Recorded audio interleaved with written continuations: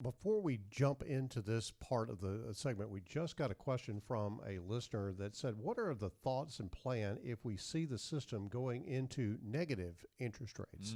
Well, first of all, I don't know that we will see negative interest rates in the United States. There are several places around the globe that are in a negative interest rate environment, but clearly then fixed income is not the place to be because you're paying somebody to hold your money. Yeah. And that doesn't make any sense. You're not making anything. You're actually losing something. So fixed income doesn't make any sense. But let's talk about what I talked about right before the break, and that is that whole classic setup for inflation.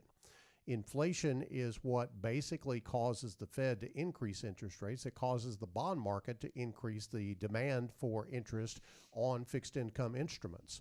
And so the classic setup of inflation is too much money in the economy. If you take a look at the M2 money supply, it has skyrocketed over the last 6 months to a year, and actually probably a year and a half or so. And so the money supply, there is a ton of cheap money out there.